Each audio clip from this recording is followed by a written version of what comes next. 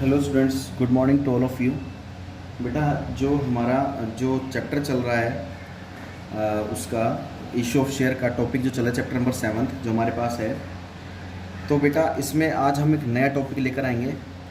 Last time जो हमने topic पढ़ा था वो आपको अच्छे से पता था, एसेट्स एंड लायबिलिटी का टॉपिक था। अभी जो हम टॉपिक पढ़ने जा रहे हैं बिल्कुल न्यू टॉपिक है। ठीक है, टॉपिक क्या है? दो टॉपिक आते हैं बेटा, एक आता है कॉल्स इन एरियर और एक आता है बेटा कॉल्स इन एडवांस। देखिए, दो टॉपिक है हमारे पास, calls in arrear and calls in advance. दोनों को समझना और पढ़ना बहुत ज़रूरी है। बहुत अच्छा टॉपिक है ये, और इसको प्लीज़ अच्छे से समझना, अच्छे से समझ में भी आएगा आपको, और बिल्कुल ध्यान लगा कर समझना बेटा। ठीक है, तो सबसे पहले बात करते हैं calls in arrear. Calls in arrear होता क्या है? देखिए बेटा, सबसे पहले मैं आपको बताना चाहूँगा कॉल्स इन एरियर क्या होता है। मान लीजिए ये कंपनी है, ठीक है, कंपनी एक, ये क्या करती है? शेयर्स इशू करती है। किसको करती है? सबसे पहले तो किसको किए जाते हैं shares issue? Existing share holders को।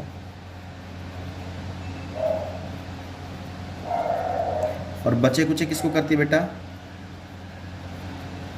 जनरल पब्लिक को। सबसे पहले शेयर्स किसको इशू किए जाते हैं बेटा? हम जो भी शेयर्स होते हैं सबसे पहले किसको इशू करते हैं? जो उस कंपनी के एग्जिस्टिंग शेयर होल्डर्स होते हैं उसको करते हैं। बचे कुछ किसको करते हैं? जनरल पब्लिक को। अब आप कहोगे सर शेयर होल्डर्स भी बेटा दो तरह के शेयर होल्डर्स होते हैं। एक तो होते हैं इक्विटी शेयर होल्डर्स,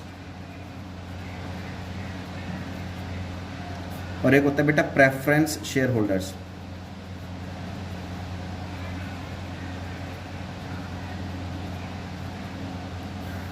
ठीक है, दोनों तरह के हमारे पास शेयर होल्डर्स होते हैं जिनको शेयर्स इशू करते हैं। बचे कुछ हम किसको इशू कर देते हैं? जनरल पब्लिक को। तो हमारे पास ये दो तरह के शेयर होल्डर्स हो जाते हैं यहाँ पर। ठीक है बेटा, अब बात करते हैं, कंपनी जब भी पेमेंट रिसीव करती है तो फोर इंस्टॉलमेंट अपने पैसे रिकवर करती है। 4 इंस्टॉलमेंट कौन कौन सी होती है? एक तो बेटा होती है एप्लीकेशन के समय, एक होती है बेटा अलॉटमेंट के समय, एक होती है बेटा फर्स्ट कॉल के समय, और एक होती है बेटा सेकंड, या फिर हम इसको फाइनल कॉल भी बोल देते हैं। ठीक है, तो 4 इंस्टॉलमेंट में कंपनी अपने पैसे को रिकवर करती है। अब 4 इंस्टॉलमेंट का मतलब समझिए इसमें होता क्या है।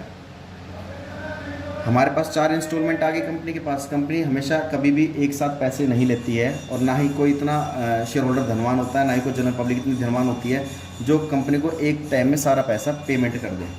तो कंपनी क्या रिसीव करती है? 4 इंस्टॉलमेंट में अपने पैसों को रिकवर करती है। अब उसमें एक टॉपिक आता है कॉल्स इन अरियर का, और एक आता है कॉल्स इन एडवांस का। दोनों का मीनिंग पढ़ के देखते हैं कि दोनों का मीनिंग होता क्या है। कॉल्स इन अरियर और कॉल्स इन एडवांस होता क्या है? हालांकि कॉल्स इन एडवांस आपके सिलेबस में नहीं है, लेकिन अरियर का टॉपिक है, लेकिन फिर भी हम इसको कवर अप करके चलेंगे। इन फ्यूचर आपके जो सब्जेक्ट में आ सकता है, आपके सिलेबस में आ सकता है।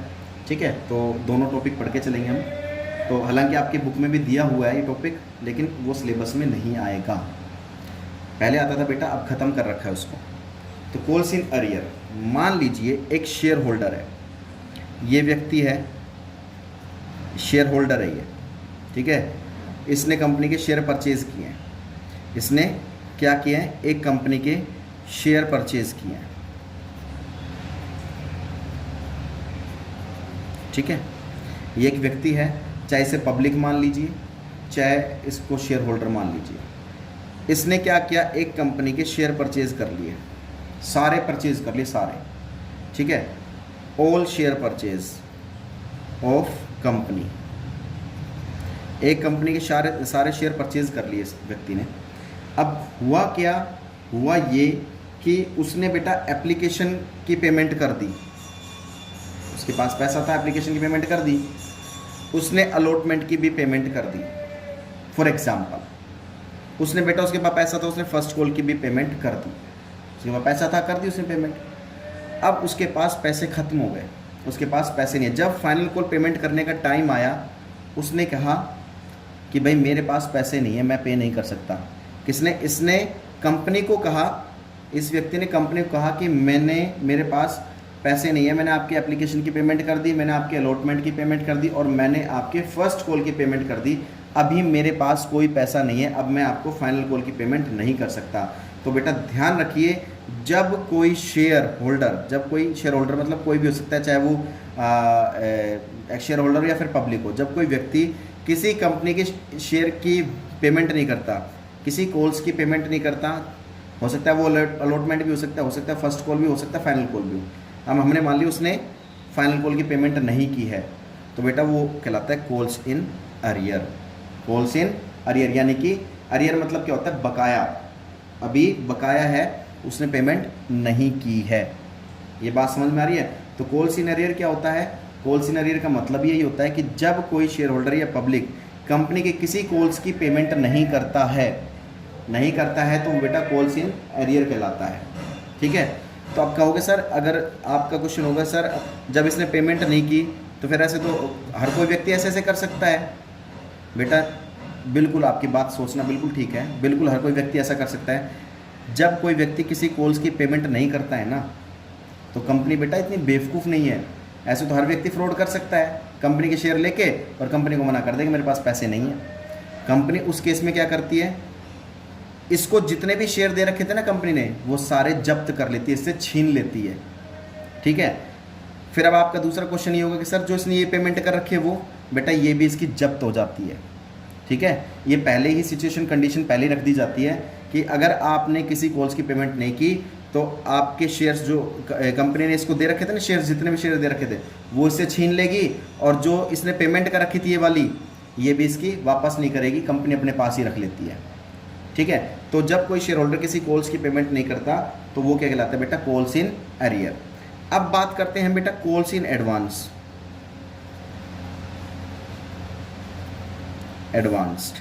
Calls in advance, calls in advance क्या होता है? वही बात करते हैं। मान लीजिए एक एप्लीकेशन हो गई, एक अलॉटमेंट हो गई, एक होगी बेटा फर्स्ट कॉल, एक होती है बेटा सेकंड या फिर फाइनल कॉल। अब कॉल्स इन एडवांस होता क्या है? देखिए, कॉल्स इन एडवांस का मतलब क्या होता है? मान लीजिए वही बात करते हैं हम, ये हमारे पास 4 इंस्टॉलमेंट होती है जो कंपनी लेती है। एक व्यक्ति है, ये मान लीजिए ये एक व्यक्ति है, इसने क्या किया, इस कंपनी के सारे शेयर परचेज कर लिए, all share purchased of company. इसने क्या किया बेटा? कंपनी के सारे शेयर परचेज कर लिए। ठीक है, अब कॉल्स इन एडवांस का मतलब क्या होता है? इसने क्या किया? एप्लीकेशन की पेमेंट कर दी, फॉर एग्जांपल अलॉटमेंट की भी टाइम पे पेमेंट कर दी। जब फर्स्ट कॉल पेमेंट करने का टाइम